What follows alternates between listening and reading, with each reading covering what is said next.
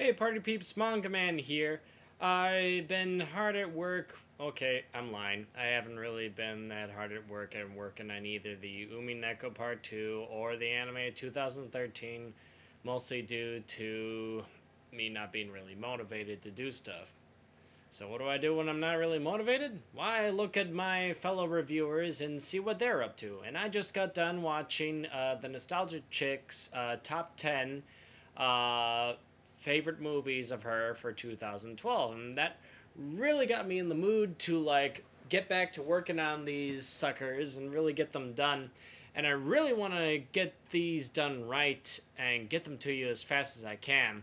It's gonna be challenging to kind of motivate myself to do this, so I'll try to get myself on it as best I can. But I really wanted to do something on the spur of the moment type of thing, so I thought, how about I do another one of, hey manga man, what you been watching lately?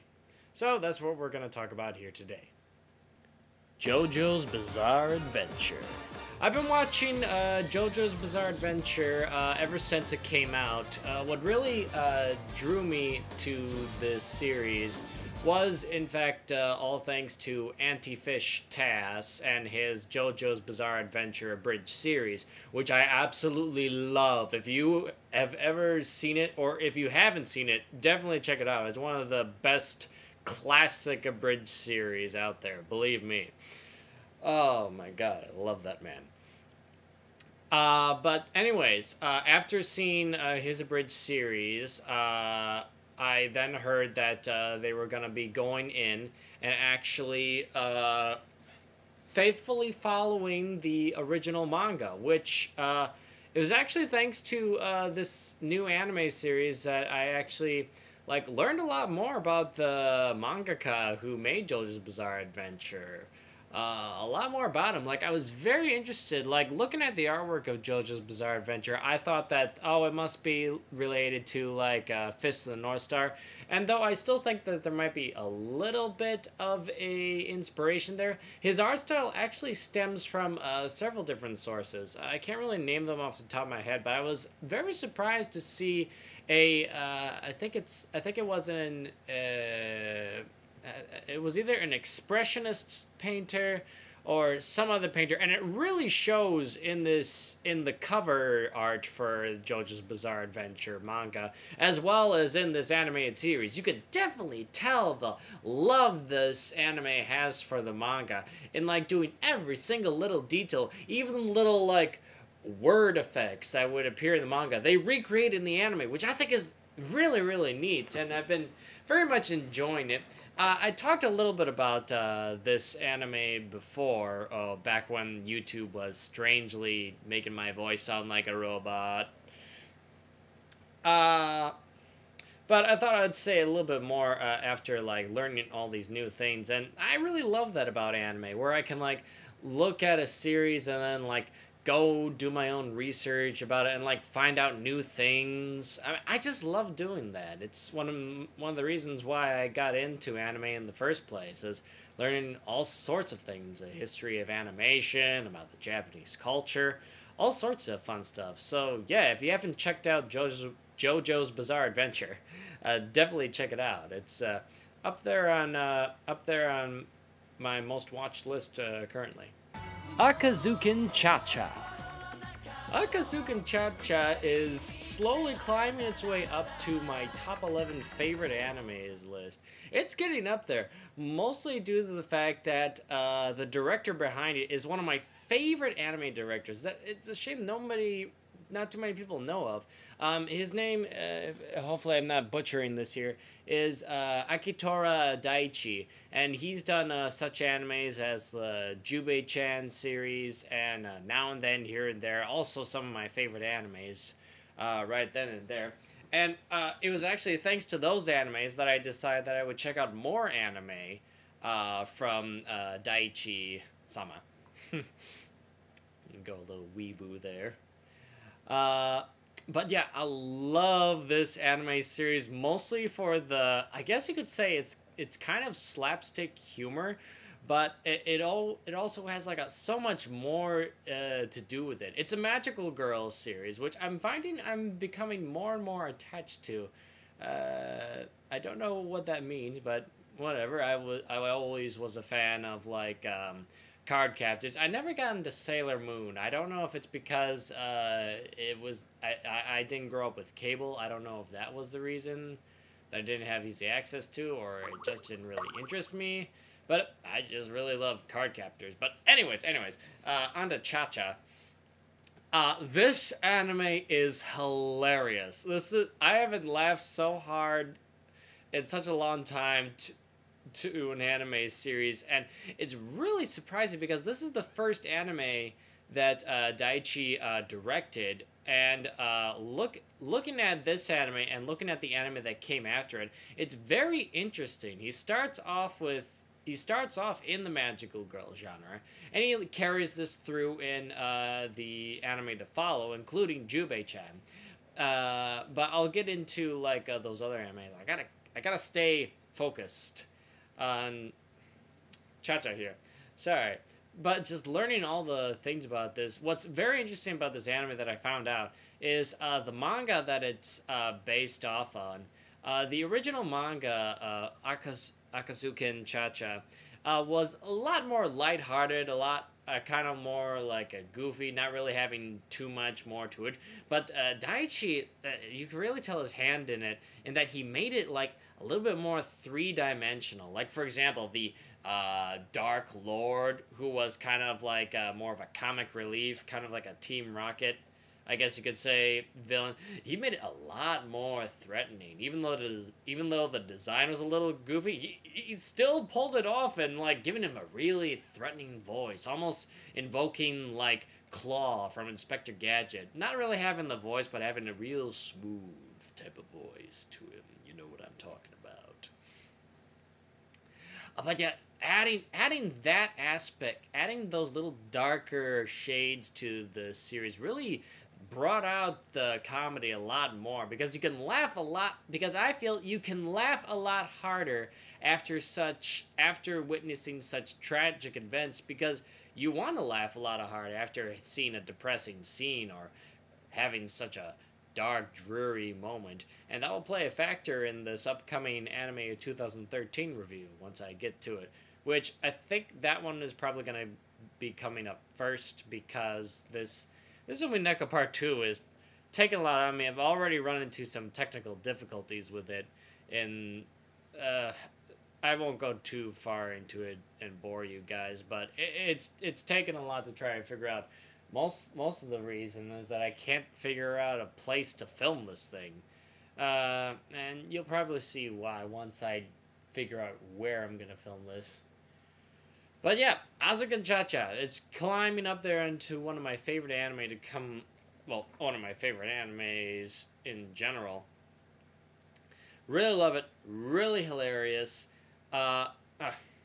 Silly me. I should have described a little bit more about it than just saying, oh, it's a magical girl series. Well, what kind of magical girl series?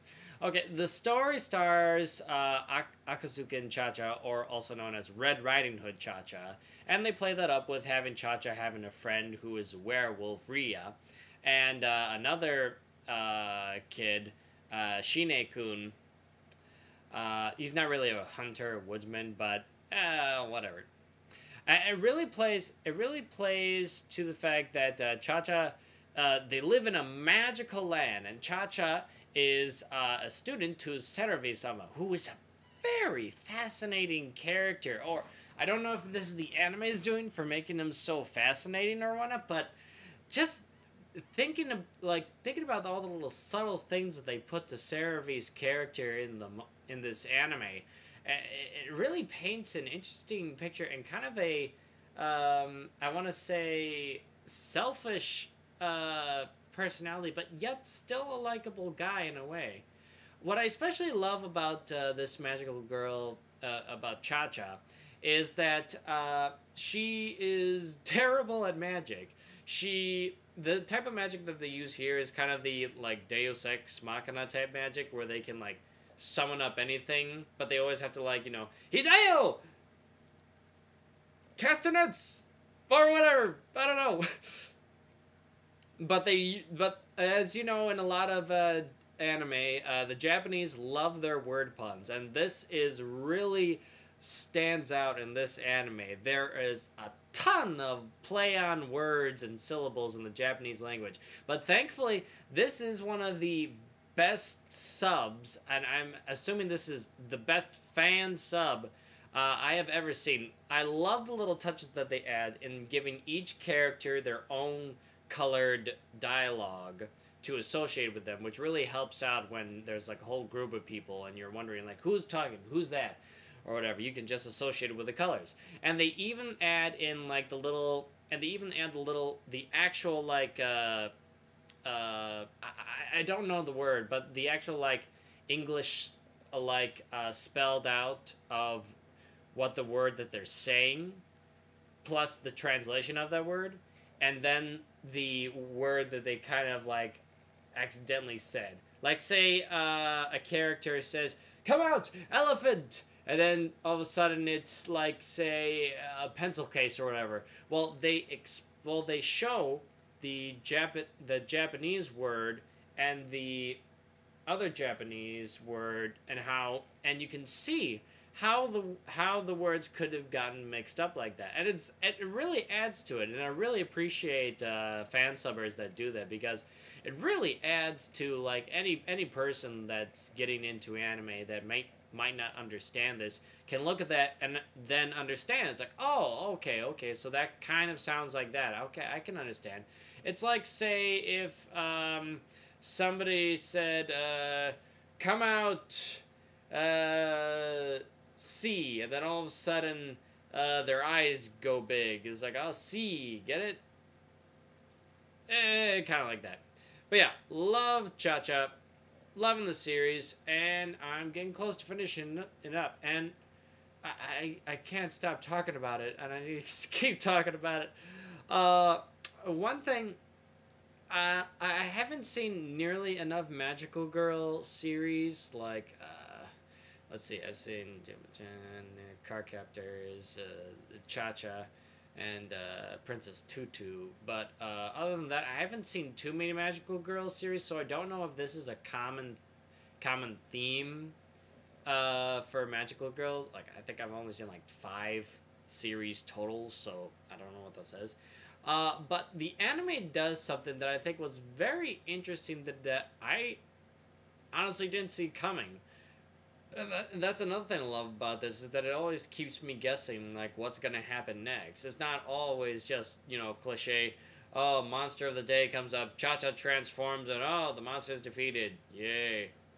And yes, it does have a lot of those things. But thankfully, the comedy is there to kind of levy that. It always makes each episode more enjoyable.